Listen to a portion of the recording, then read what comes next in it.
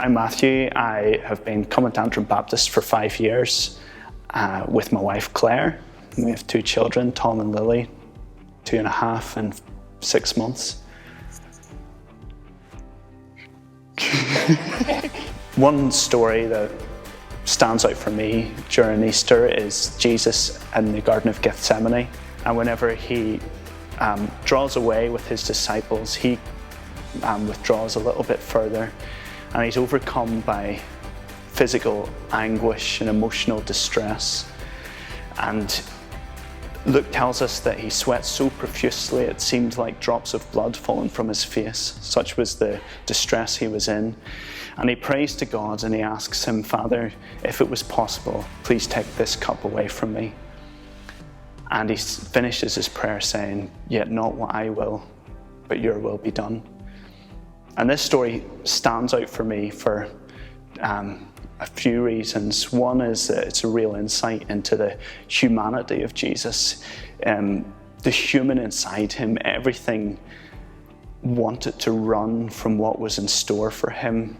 Everything in store for him made his skin crawl, and he did not happily go to the cross. He did not happily go through that suffering that was in store for him through Easter. The reason why the suffering was so immense for him wasn't just because of the physical suffering in store for him, but there was going to be a great spiritual and cosmic separation of Father and Son in the Godhead. And the very thought of that spiritual suffering was far more than he could bear. And it's an insight into his humanity because everything inside of him wanted to run from it. And yet, at the same time, it's an insight into his obedience and his love, because he finishes that prayer, "Not what I will, but your will be done." It was his love that made him pray that prayer. He foresaw through all of the suffering that was in store for him. He looked beyond that and saw that the ultimate reward for that was humankind being reunited with God.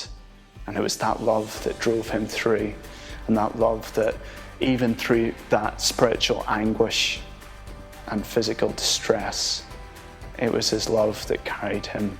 Never in the gospel, I don't think, have we seen such a visible depiction of Jesus' humanity, yet at the same time,